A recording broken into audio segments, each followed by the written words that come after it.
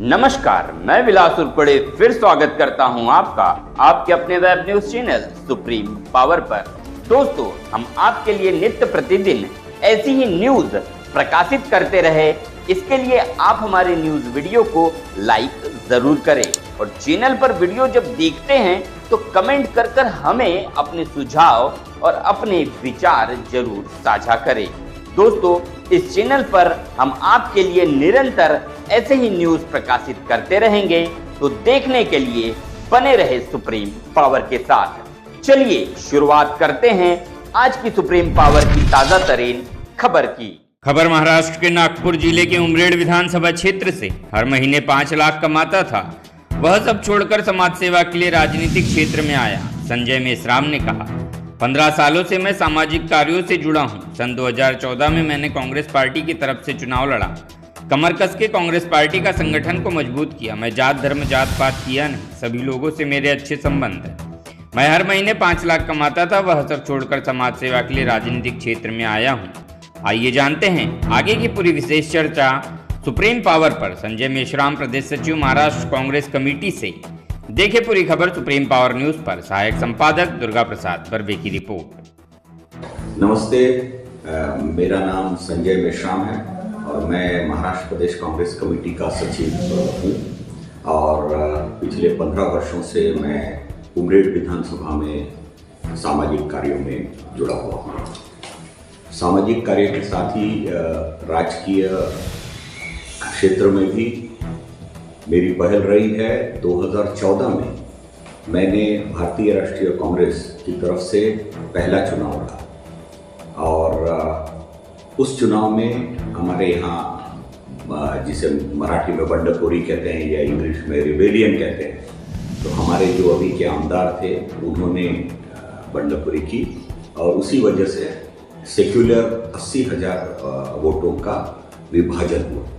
उसके बाद कमर कस के मैंने पूरे विधानसभा में भारतीय राष्ट्रीय कांग्रेस की संगठना को मजबूत किया और ये आशा थी कि 2019 में मैं ये विधानसभा लड़ पाऊंगा, किंतु परिस्थिति ऐसी आई कि महाराष्ट्र में लोकसभा के चुनाव में केवल एक हमारा उम्मीदवार चुनकर आया और उसकी वजह से एक नए आदमी को ये सीट देनी चाहिए।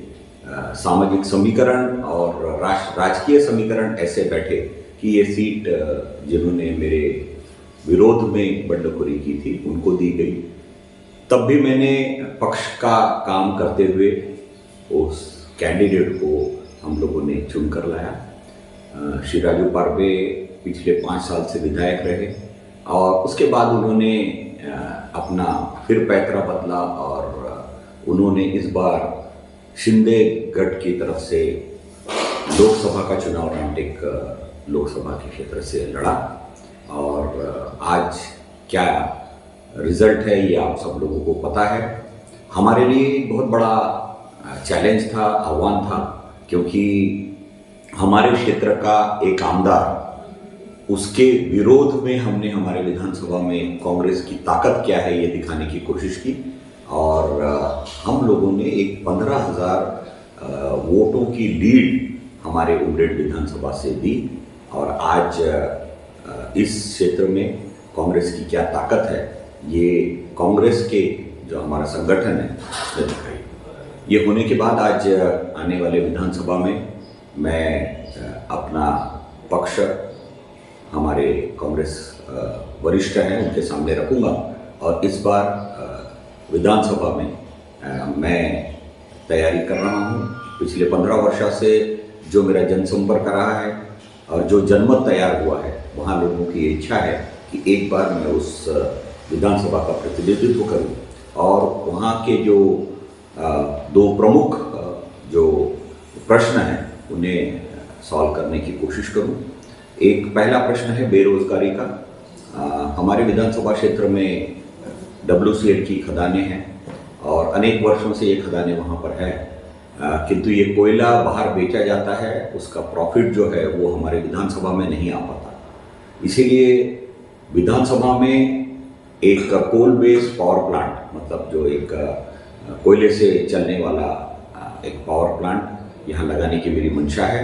इसी के साथ साथ हमारे विधानसभा क्षेत्र में जो बच्चों के जो प्रतिभाएं हैं वो पूरी तरह से खुल के बाहर नहीं आ सकती। इसके अनेक कारण हैं, उसमें से 2 मेजर कारण यही है कि उन्हें वैसी परिस्थितियां नहीं मिल पाती और उन्होंने वैसे संधि या उनको ऐसा ये नहीं मिल पाता, अपॉर्चुनिटी नहीं मिल पाती। वो अपॉर्चुनिटी उनको उपलब्ध करा देने की मेरी मंशा है।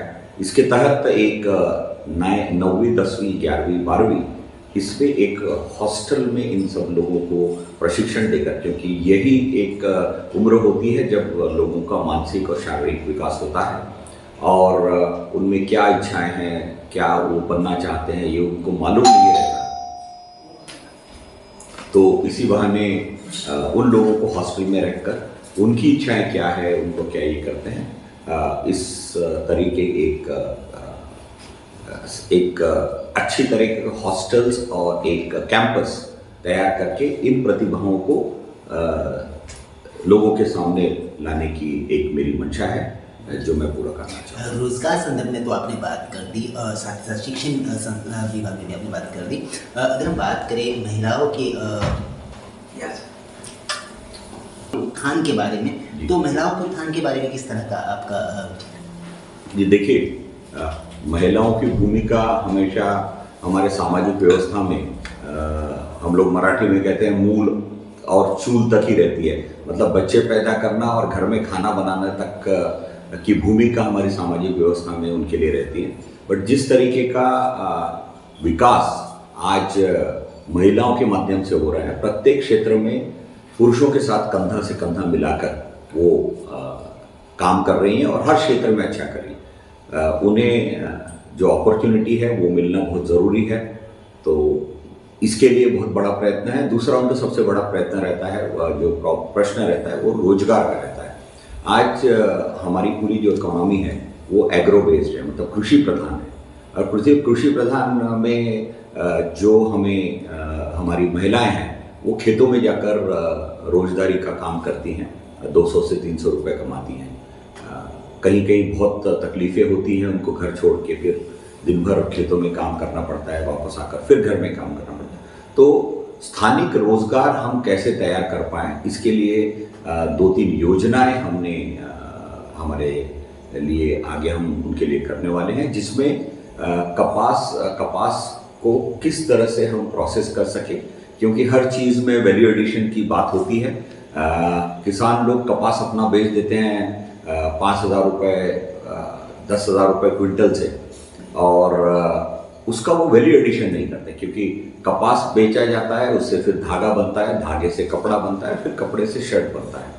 तो ये जो वैल्यू चेन है इसको हम किस तरह से एक्सप्लॉइट कर सके, इस बारे में एक बहुत बड़ा प्लान हमने तैयार किया हुआ है, जिसमें पहले हम सोलर चरखे की जो संकल्पना है वो घर घर में हम सोलर चरखा देकर कपास से सूत बनाने की जो प्रक्रिया है वो हम इन महिलाओं के माध्यम से हम लोग कर पाएंगे। जो लोग जैसे, क्योंकि उस वजह से ये लोग अपने घर में बैठकर 200 से 300 रुपये कमा पाएंगे। उसके बाद में इस धागे से फिर कपड़ा और कपड़े से फिर जो हमारी जो जनरेशन है लेडीज़ की, उनको प्रशिक्षण देकर कपड़े से फिर शर्ट या दूसरी चीज़ें जो मार्केट में बहुत सारे किसानों को अपनी ज़मीनें देनी पड़ी, मगर उस पानी का हमारे किसानों को लाभ नहीं मिल पाया। उसका लाभ चंद्रपुर, भंडारा और दूसरे जिलों में गया, तो उसका लाभ हमारे किसानों तक कैसे पहुंच जाएगा, ये पहला प्रश्न है। और दूसरा प्रश्न है कि यहाँ तक आपने कहा कि फ्लडिंग का या आता है प्रश्न, तो वो कुछ जैसे नदियाँ हैं उसके आजू बाजू के जो क्षेत्र हैं वो प्रभावित होते हैं। इसीलिए उसके लिए एक तो सबसे पहली बात यह है कि गांव की कनेक्टिविटी अभी तक इन 15 वर्षों में जब से ये विधानसभा आरक्षित हुई हो नहीं पाया। उसका एक प्लान हमने कहाँ फ्लडिंग होती है और कहाँ जो जनसंपर्क है वो पूरी तरह से टूट जाता है कुही से या नागपुर से उन लोगों का, और वहाँ पुलों का निर्माण और साथ ही जहाँ से फ्लडिंग होती है उसको किस तरह से बंद किया जाए, इसका एक प्लान हमने बनाया है। जो हम आने वाले 5 सालों में करेंगे। साथ ही साथ देखा जाए तो उमरेड विधानसभा में मच्छी मार संगठन जो है, जल किसान जो है, जल किसानी बहुत ज़्यादा होती है वहाँ पे, लेकिन जल किसानों के ऊपर कोई अहम तौर पर ध्यान नहीं दे पा रहा है, तो किस तरह आपका प्लान रहेगा? देखिए, ये आपने बहुत अच्छा प्रश्न किया। हमारे पूरे विधानसभा में जैसे अगर आप यूपी की भाषा में बोले तो उनको निषाद पार्टी वाले कहते हैं, या जो मच्छी मार व्यवसाय में अपने आप को कहते हैं, वो समाज बहुत बड़े पैमाने पर हमारे एरिया में है। इसके 2 कारण हैं, क्योंकि यहाँ हमारे विधानसभा में बहुत सारे तालाब हैं। इनफैक्ट दूसरा सबसे बड़ा तालाब हमारे जिले का हमारे विधानसभा में आता है, और इसके ऊपर बहुत सारे जो हमारे जिन्हें हम ढीवर या अगर हम उनको और ये कहें कि भोई समाज कहते हैं हम लोग उनको, हिंदी में अगर कहें तो भोई समाज बहुत बड़े पैमाने पर उसके ऊपर आश्रित है।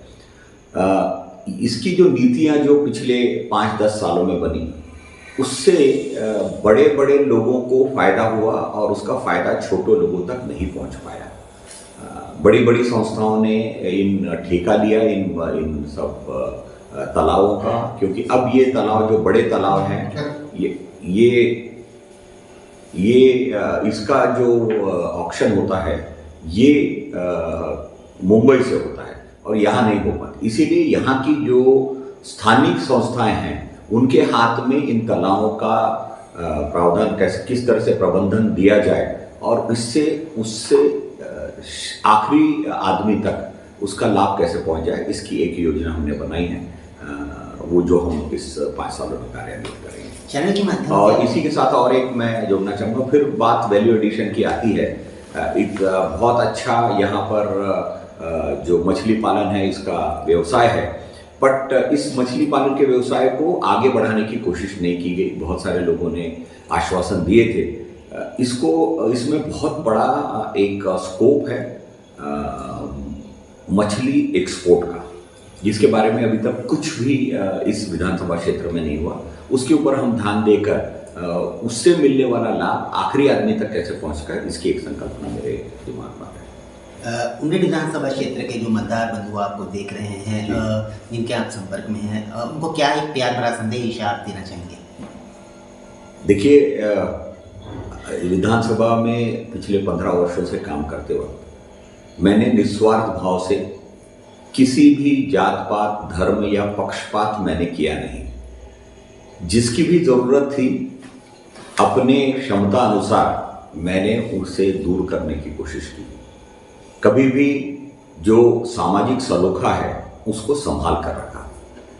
हर धर्म, हर जाति और हर पक्ष के लोगों के साथ में मेरा प्रेम का संबंध है, और मैं चाहूँगा कि इस प्रेम संबंध को अगर आपने राजकीय संबंध में अगर इसको परिवर्तित किया तो मेरे मन में जो संकल्पनाएं हैं, क्योंकि मैं विधानसभा में जब आया तो मेरा एक अच्छा खासा व्यवसाय मेरे पास में था, मैं हर महीने 5 लाख रुपए कमाता था, मगर मैं वो छोड़कर समाज सेवा के लिए इस क्षेत्र में आया हूँ, क्योंकि पहले से ही मेरे मन में जो संकल्पना थी कि 25 साल पढ़ाई करना, 25 साल व्यवसाय करना, व्यवसाय के माध्यम से समाज सेवा करना, जो मैंने रोटरी के माध्यम से की, और 50 साल बाद अपने आप को समाज सेवा में समर्पित कर देना, ये मेरा जो ध्येय था वो आज भगवान पूरा करने जा रहा है। उसमें आप लोग, जनता जनार्दन, ये सबकी मालिक होती है, और इसीलिए अगर इस क्षेत्र का